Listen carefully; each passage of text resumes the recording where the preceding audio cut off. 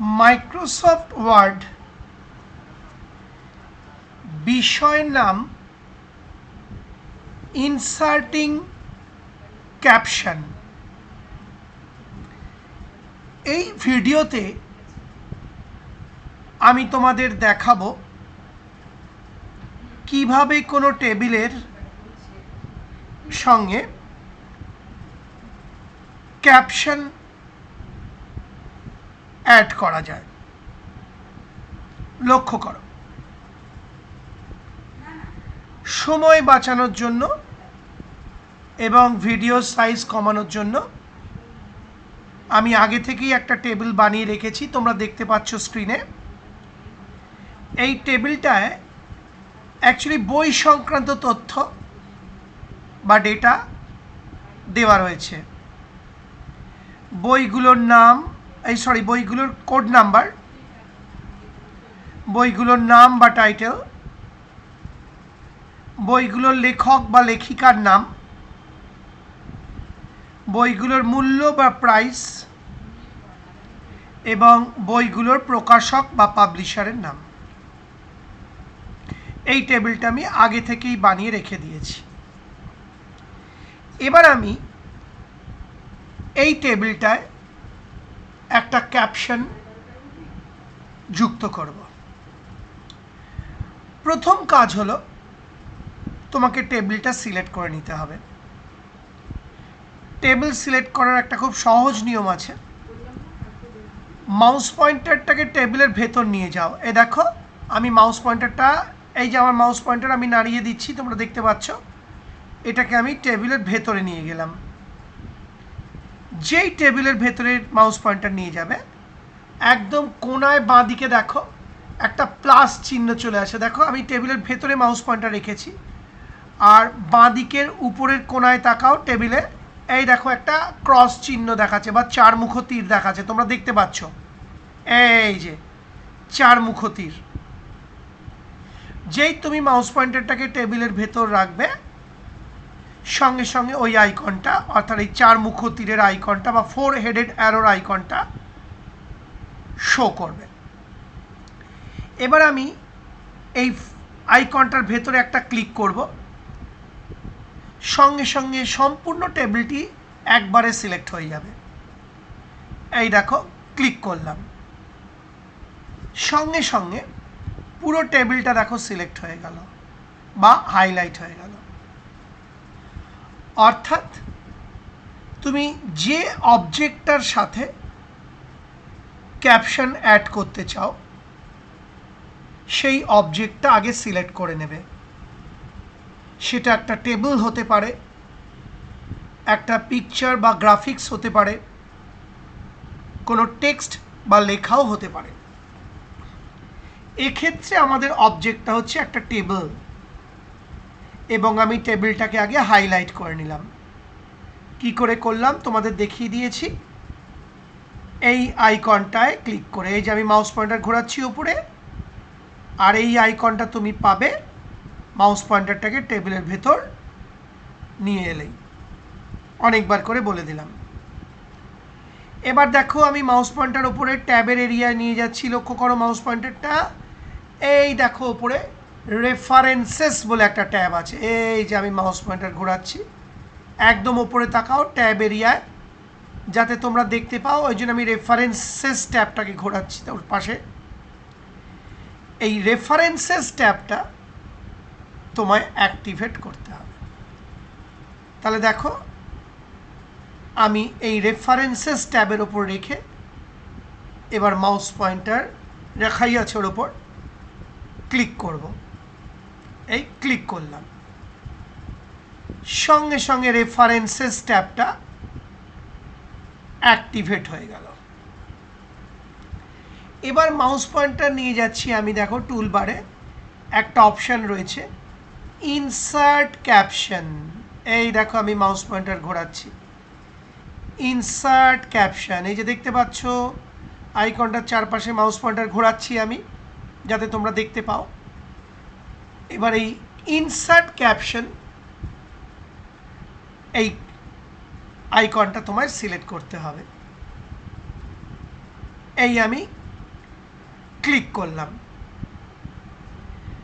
যেই আমি insert caption আইকনটা বা অপশানটা সিলেক্ট করলাম, সঙ্গে সঙ্গে দেখো ক্যাপশন লেখা একটা ডায়ালগ বক্স বা উইন্ডো তোমার সামনে খুলে গেল। এই যে দেখতে পাচ্ছ ডায়ালগ বক্সটা, আমি মাউস পয়েন্টার ঘোরাচ্ছি। এবার আমি সিলেক্ট করব, দেখো নিউ লেভেল বলে একটা অপশানে বা বাটনে, এই যে আমি মাউস পয়েন্টার ঘোরাচ্ছি, দেখো নিউ লেভেল এই ডায়ালগ বক্সটার মধ্যেই রয়েছে নিউ লেভেল অপশান বা নিউ লেভেল বাটন। এই যে অপশানটা, আমি মাউস পয়েন্টার ওর ওপর দিয়ে নাড়াচ্ছি। এবার আমি এই নিউ লেভেল অপশানটাকে সিলেক্ট করব। লক্ষ্য করো, এই ক্লিক করলাম। যেই ক্লিক করলাম, সঙ্গে সঙ্গে লেবেল লেখা একটা ছোট্ট ডায়ালগ বক্স তোমার সামনে চলে এলো। কার্সার অলরেডি তোমার জন্য ওয়েট করছে, এখানে দেখতে পাচ্ছ। ধরা যাক আমি একটা ক্যাপশন টাইপ করছি, বুক ডিটেলস, অর্থাৎ বই সংক্রান্ত ডিটেল। তাহলে আমি লেবেল টাইপ করলাম বুক ডিটেলস। এবার এই ওকে বাটনে ক্লিক করতে হবে। এই যে তলাতেই রয়েছে দেখো ওকে বাটন, আমি মাউস পয়েন্টার ঘোরাচ্ছি, এই যে ওকে বাটন, লক্ষ্য রাখো। এই আমি ওকে বাটনে ক্লিক করলাম। সঙ্গে সঙ্গে আবার আমরা আগের ডায়ালগ বক্সে চলে এলাম। এই যে দেখতে পাচ্ছ, এইখান থেকে একটা দেখো পজিশন বলে একটা অপশন আছে, পজিশন।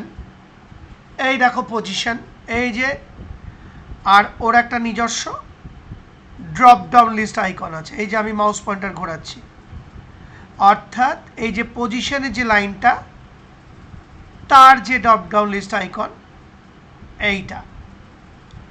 এবার এই ড্রপ ডাউন লিস্ট আইকনে তোমায় ক্লিক করতে হবে। লক্ষ্য করো, এই ক্লিক করলাম, সঙ্গে সঙ্গে একটা ছোট্ট তালিকা এসে গেল। এখান থেকে আমি সিলেক্ট করব অ্যাবভ সিলেক্টেড আইটেম, এই অপশানটা, অ্যাবভ সিলেক্টেড আইটেম, অর্থাৎ যে আইটেমটা সিলেক্ট হয়ে আছে তার ওপরে অ্যাবভে ক্যাপশন অ্যাড হবে। আবার বলছি, অ্যাবভ সিলেক্টেড আইটেম মানে হলো যে আইটেমটা আমরা সিলেক্ট করে রেখেছি, এক্ষেত্রে টেবিল, সেই আইটেমটার অর্থাৎ টেবিলটার ওপরে ক্যাপশন অ্যাড হবে। এই আমি সিলেক্ট করলাম এই অপশানটা। তাহলে পজিশন ড্রপ ডাউন লিস্ট থেকে আমি সিলেক্ট করলাম অ্যাবভ সিলেক্টেড আইটেম। এবার আমি এখানে ওকে বাটনে ক্লিক করব। এই যে ওকে বাটন দেখতে পাচ্ছ, এই যে ওকে বাটন, মাউস পয়েন্টার ঘোরাচ্ছি আমি, এই যে ওকে বাটন, এই ওকে বাটনে ক্লিক করব। এই ক্লিক করলাম, সঙ্গে সঙ্গে দেখো টেবিলটার উপর একটা ক্যাপশন অ্যাড হয়ে গেল, বুক ডিটেলস 1 লেখাটা নিজে নিজেই এসেছে। এই 1টা তুমি মুছে দাও। এই আমি ব্যাকস্পেস কি টিপে দিলাম, দিয়ে 1 লেখাটা মুছে দিলাম। এবার এই বুক ডিটেলস ক্যাপশনটাকে সিলেক্ট করো। এই যে আমি সিলেক্ট করছি, দেখো এই হাইলাইট করলাম। এবার মাউস পয়েন্টার নিয়ে যাচ্ছি আমি ওপরে হোম ট্যাবে, এই যে দেখতে পাচ্ছ হোম ট্যাব, ওপরে দেখো তাকাও, এই যে হোম ট্যাব, এই হোম ট্যাবে এবার আমি ক্লিক করব। এই যে হোম ট্যাব, এই ক্লিক করলাম। এবার টুলবার থেকে আমি মাউস পয়েন্টার নিয়ে যাচ্ছি, দেখো আমি সিলেক্ট করব সেন্টার, এই যে আইকনটা সেন্টার দেখতে পাচ্ছ, এই যে সেন্টার আইকন, আমি মাউস পয়েন্টার ঘোরাচ্ছি, সেন্টার, এটাই ক্লিক করে দেবো যাতে ক্যাপশনটা টেবিলের ঠিক সেন্টার বরাবর বা মধ্যস্থলে চলে আসে। লক্ষ্য করো, এই যে সেন্টার আইকন হোম ট্যাবের মধ্যে, আগে তোমরা অনেকবার করেছো এটা। এই ক্লিক করলাম, সঙ্গে সঙ্গে সিলেক্টেড করা বা সিলেক্টেড ক্যাপশনটা ঠিক টেবিলের মাঝখানে চলে এলো। এবার চাইলে তুমি সিলেক্ট করে হোম ট্যাবে গিয়ে একটু সাইজ বাড়িয়ে দিতে পারো তোমার প্রয়োজন মতো। এই দেখো আমি সাইজ বাড়িয়ে দিচ্ছি। সাইজ বাড়াতে তোমরা জানো হোম ট্যাবের মধ্যে এই দেখো এইটা রয়েছে ওপরে ইনক্রিজ ফন্ট সাইজ, তোমরা জানো।